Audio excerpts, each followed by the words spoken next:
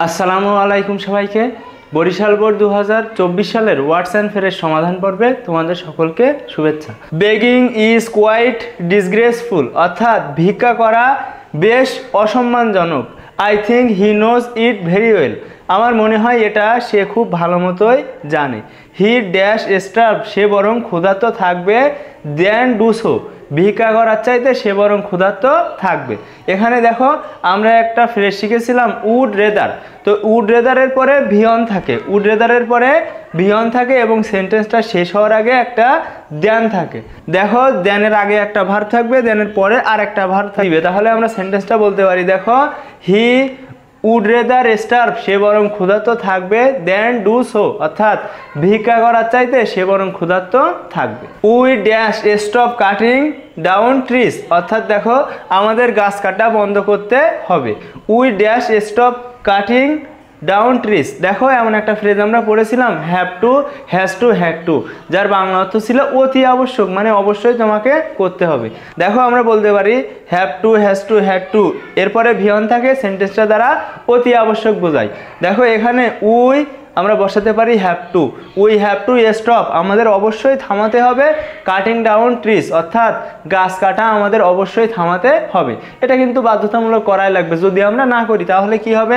Deforestation, নির্বিচারে গাছ কাটা, ইজ ডেট্রিমেন্টাল টু এনভায়রনমেন্ট, অর্থাৎ পরিবেশের জন্য ক্ষতিকর। ড্যাশ হি ড্যাশ, দেখো এখানে দুইটা শূন্যস্থান, শেষে কোয়েশ্চেন মার্ক এবং মাঝখানে রয়েছে হি। আমরা বাংলা অর্থটা দেখে নিই। সে কি পছন্দ করে, দেখো সে কি পছন্দ করে এমন বাংলা অর্থে হোয়াটস লাইক বসানো হয়েছে, তাহলে আমরা বলতে পারি দেখো হোয়াটস হি লাইক, সে কি পছন্দ করে। আর একটা রয়েছে দেখো হোয়াট ডাজ লুক লাইক, তো হোয়াট ডাজ লুক লাইকের মাঝখানে যে সাবজেক্টটা থাকবে সেটা দ্বারা কিন্তু অদ্ভুত কোনো কিছু বোঝাবে। তো হি তো এখানে আর অদ্ভুত কোনো কিছু না, সেজন্য এখানে হোয়াটস লাইক বসেছে। যদি অদ্ভুত কোনো কিছু হতো হোয়াট ডাজ লুক লাইক বসতো।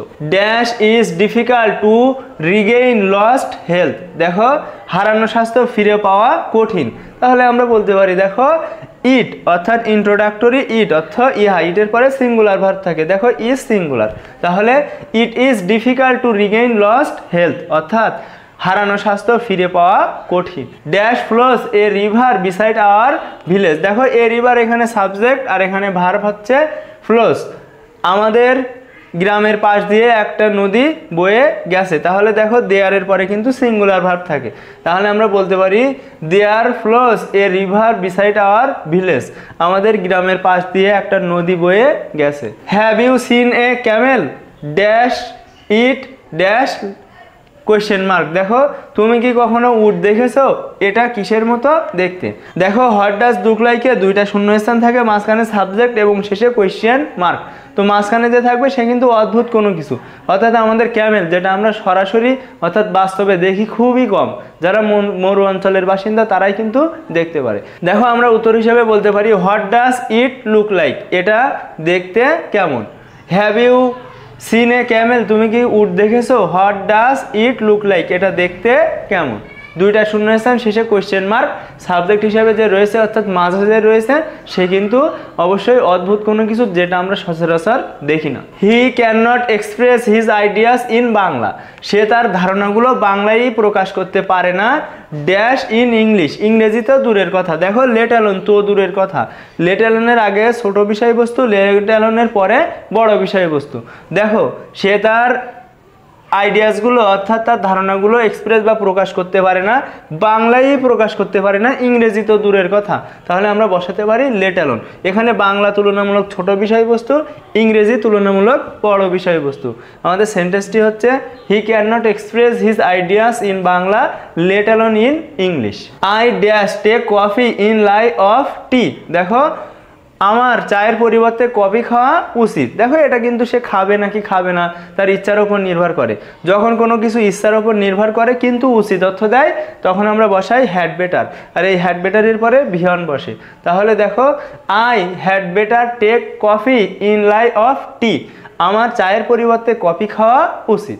উই ইনফর্ম দ্য পুলিশ, আমরা পুলিশকে ইনফর্ম করেছিলাম dash the incident took place, যখনই ঘটনাটা ঘটেছিল। এখানে দেখো ড্যাশের আগে পাস্ট ইনডিফিনাইট এবং ড্যাশের পরেও পাস্ট ইনডিফিনাইট, তো দুই সাইডে পাস্ট ইনডিফিনাইট, সেজন্য আমরা এমন একটা নিয়ম শিখেছিলাম। দেখো অ্যাজ সুন অ্যাজের আগেও পাস্ট ইনডিফিনাইট, অ্যাজ সুন অ্যাজের পরেও পাস্ট ইনডিফিনাইট। তাহলে আমরা বলতে পারি দেখো অ্যাজ সুন অ্যাজ, আমাদের সেন্টেন্সটি হচ্ছে উই ইনফর্ম দ্য পুলিশ, আমরা পুলিশকে ইনফর্ম করেছিলাম as soon as the incident took place, যখনই ঘটনাটা ঘটেছিল। Robert Herrick was a poet and a clergyman, অর্থাৎ রবার্ট হেরিক ছিলেন একজন কবি এবং একজন ধর্মযাজক।